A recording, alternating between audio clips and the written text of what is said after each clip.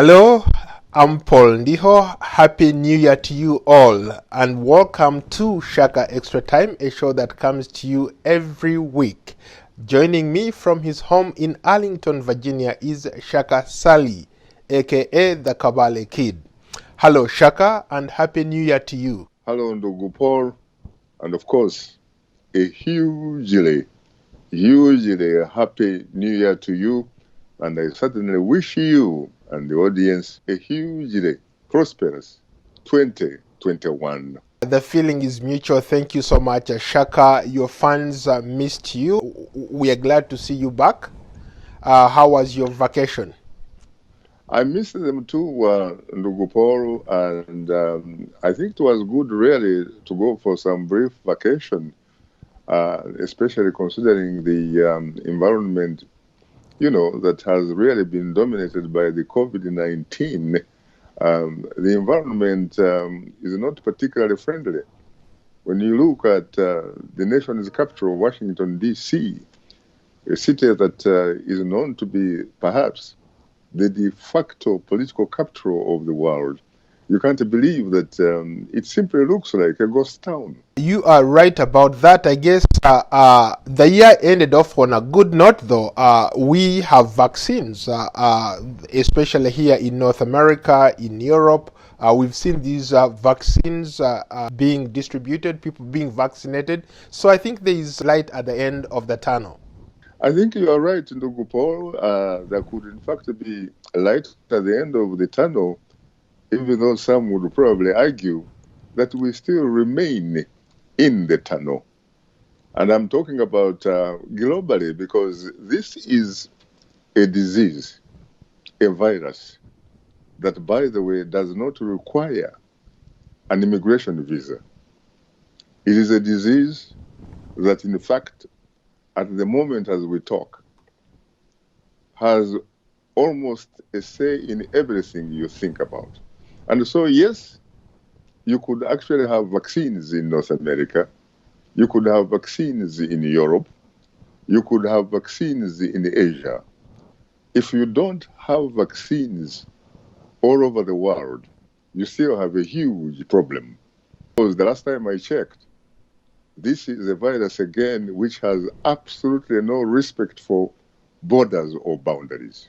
Shaka, you make a very good point. There are people out there, or schools of thought, who say that large parts of Africa may not get COVID-19 vaccines for several months, or in some places, years. It might take years for this vaccine to reach there. Your thoughts on that? That will be very, very unfortunate because, again, when we look at this coronavirus pandemic, we should look at it as indeed a pandemic, a disease that not only affects people regionally, but in fact affects all of us on this planet Earth. And so if we actually come up with a weapon that we could in fact use to neutralize the disease or to essentially wipe it out, we need to be very, very socially, culturally, and politically generous to such an extent that if we don't hold each other's backs, if we don't make sure that everybody has unfettered access to the tool, and I'm talking about the vaccine, then we are not sincerely solving anything. And so it should be up to us, at least those who have the advantage of living in a place that has been able to come up with some of these most important weapons, to avail that vaccine to everybody. We should be inclusive. Remember, I am not a very, very religious person. But what I can say is that there is a line that says, whoever much is given, more is expected. And I think that, yes, we should in fact extend our congratulations to the scientists and researchers, especially in the United States and the United Kingdom. The United States first came up with two of the vaccines. One was by Pfizer company and Biotech of Germany. Another is the Moderna. And then, of course, more recently, AstraZeneca, which, by the way, may in fact be the solution that a lot of less developed countries are looking for, because it does not require sophisticated means of storage. It is relatively cheaper, and is something that is ready to go almost anywhere, anytime. So I think we really should congratulate those scientists for a great job well done. And we hope that when it comes to the issue of distribution, we hope that that distribution will also end up being equitable so that it becomes inclusive. Because as I said a little bit earlier, we are talking about a disease here which has absolutely no respect for borders or boundaries, a disease which does not require any immigration formalities nor visas. It is a disease that can hit you anytime, anywhere on this part of the planet Earth. You made a greater point about some of the vaccines, especially AstraZeneca. Most of the trials were done in Africa, so that's an indication that it might actually do very, very well in Africa. Actually, you raise a very interesting point. The trials were, in fact, done globally. They made sure that every segment of society was involved in that particular trials, so that at the end of the day, then no one, in fact, is left out. But even the trials, in fact, in the United States also seem to be very, very inclusive. What do you make of this argument a lot of people have made, saying that when you look at the mortality rates here in the Western world, you look at the mortality rates in Africa, the difference is night and day.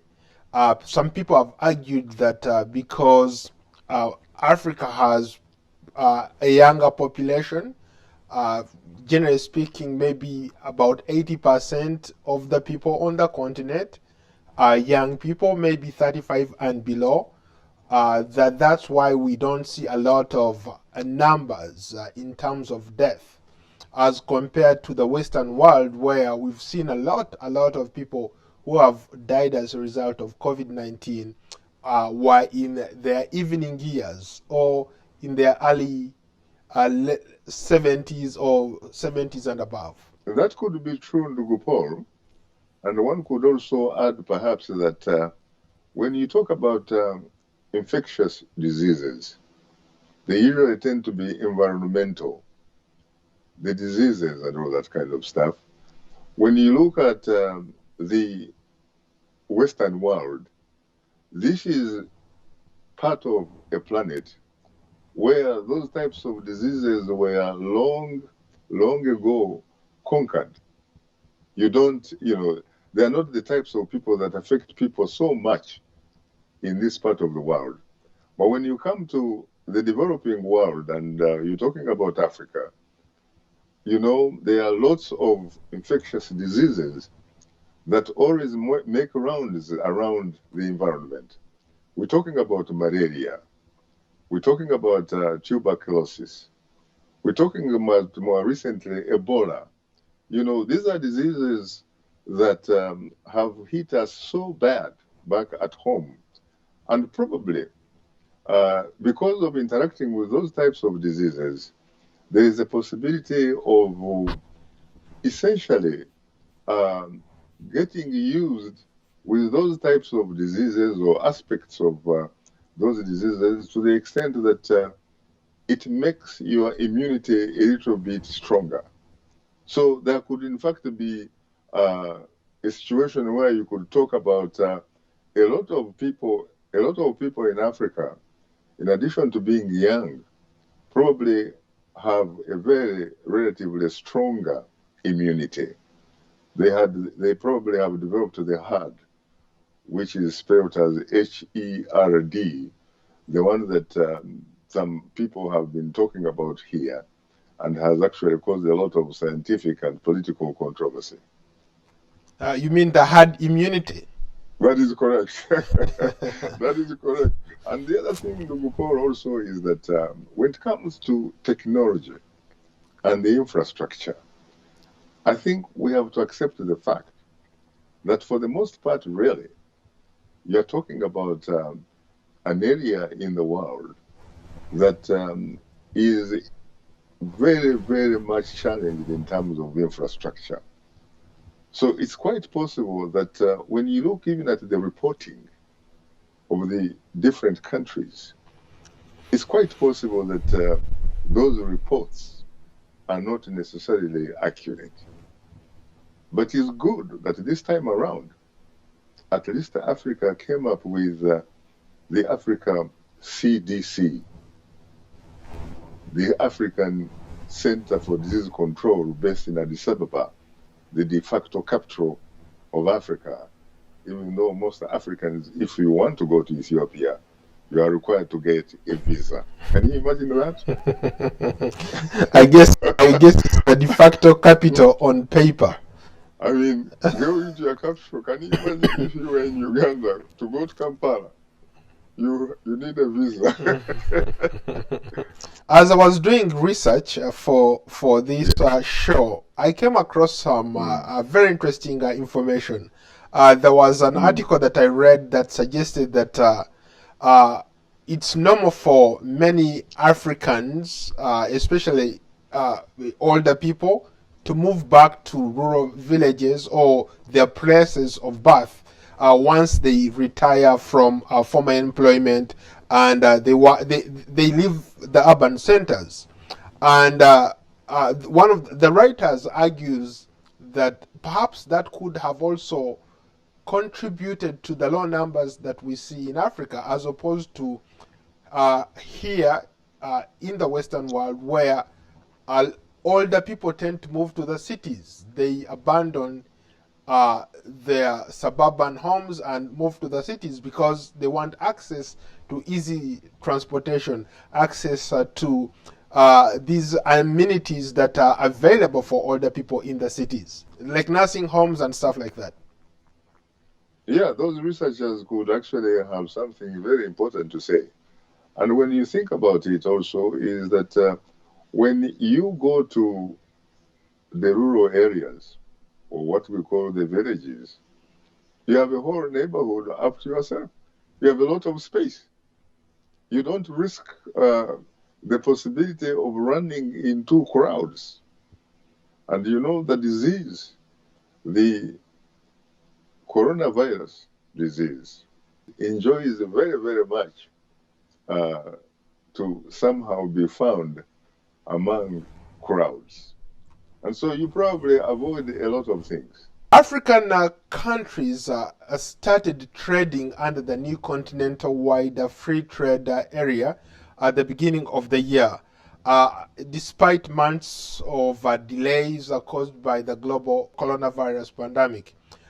Some experts have said that, for example, the launch itself is largely symbolic because when it comes to implementation of this trade agreement, that's where uh, the meat is. It's going to take time for things to get done. Your thoughts, Shaka?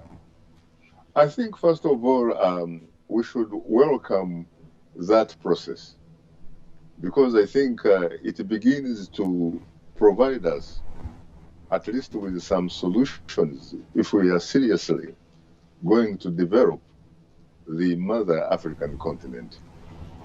I think it is a very good idea to come up with that sort of uh, continental trade bloc, which will eventually allow, hopefully, free movement of goods and services and through movement of people to interact, so that the ideas can also essentially interact and crisscross. Mind you, there is absolutely no reason why a continent that is arguably the most blessed with wealth on this planet Earth, the richest perhaps, why people on the continent should be ranked among the poorest, if not the poorest. I think it is high time that we get a new leadership, a leadership with new ideas, a leadership that is more innovative, a leadership that is more creative and more imaginative, that can begin to make things happen. And that is going to happen. But in order for that, in fact, to happen, so that most people on the African continent could actually benefit out of their God-given wealth, we need to go back to the great dreams of some of the founding fathers, like the Ghanaian founding president, the Osajefo, Dr. Kwame Nkrumah, with his colleagues, who saw in their vision the answer of the development of Africa in the unity of the African continent. Kwame Nkrumah thought about Africa becoming a sort of United States of Africa. And for that, he in fact offered a solution. He offered Ghana, when it became independent from its slave name of the Gold Coast on March 6, 1957, he challenged the Ghanaian people and said the independence of Ghana would be meaningless unless it is linked with the total liberation of the entire African continent, and offered Ghana to be a nucleus for the future United States of Africa. That, of course, never happened, because there were a lot of doubting Thomases, and there were a lot of external influences which did not see African unity as being to their advantage. And so they worked very, very, very hard to make sure that that didn't happen. That is why in 1963, the Organization of African Unity, the OAU, was in fact put in place, which later has now become the African Union. You're talking about an organization that has teeth, but certainly not the teeth that can bite. What Africa needs is African unity. What Africa needs is to become one country, is to remove these superficial boundaries which were imposed upon Africa by the Europeans during the 1884 Berlin Conference, which was chaired by Prince Bismarck of Germany.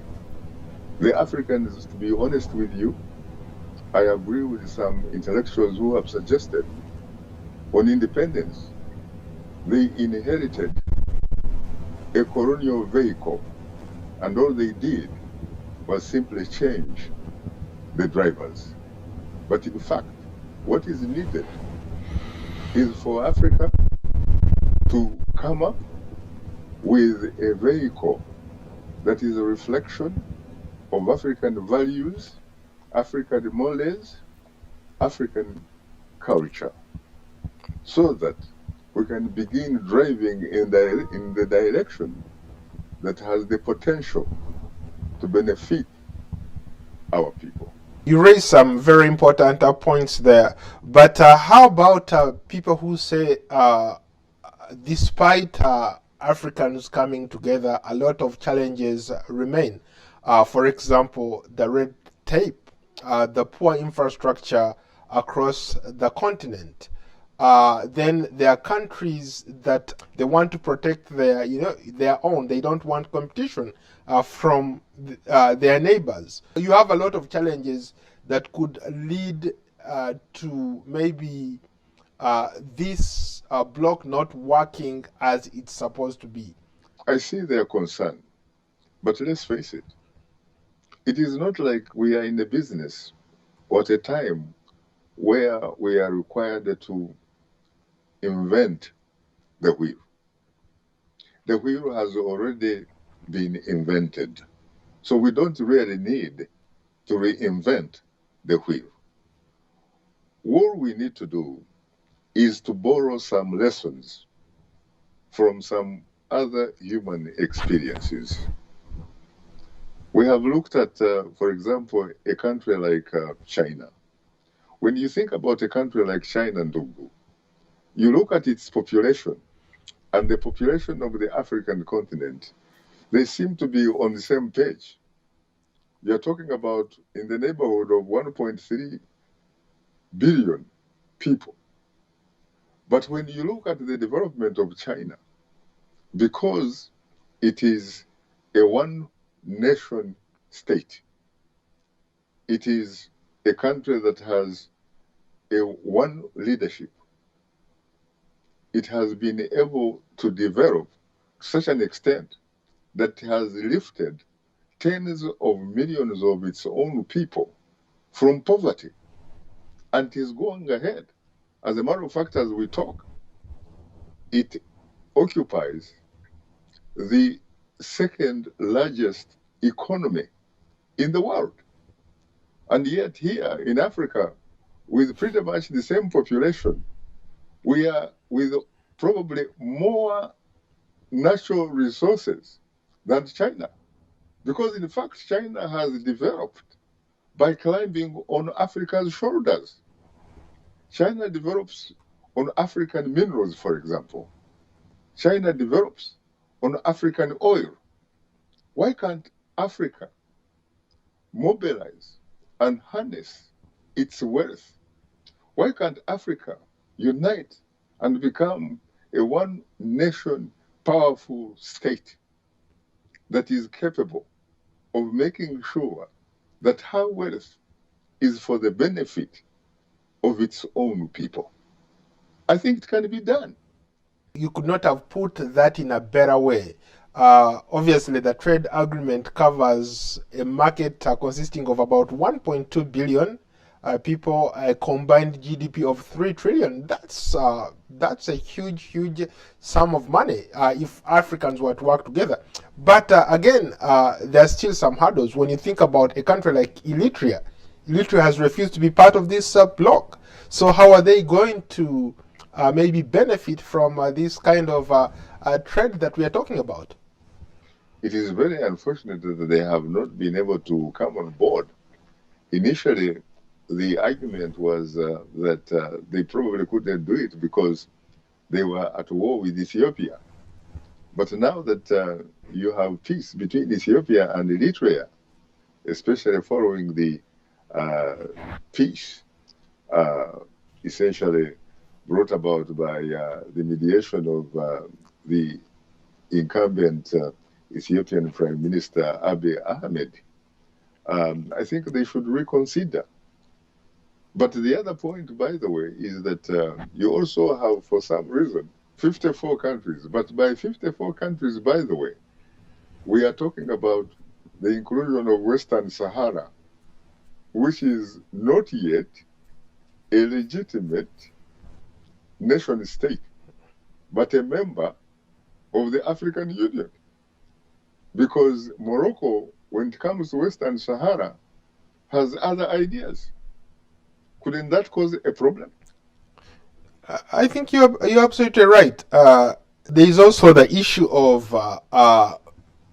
movement across borders. It's going to make it easy for this intra-trade, but chances are that the movement of goods from one place to another, that's also going to be a challenge. Take, for example, if you wanted to travel across Africa, it's probably easier for you to go to Europe and go to Africa than connecting from Africa. So doesn't that also pose a serious challenge? You could not have a direct flight from East Africa in a British protectorate or colony to a West African French territory. Because after all, the French used to say that for them, they did not really colonize Africa. They basically looked at African territories as overseas territories, which were, in their view, integral parts of the metropolitan France. But now, you don't have to do that really. There are so many connections between the continents. So yes, that will be a challenge.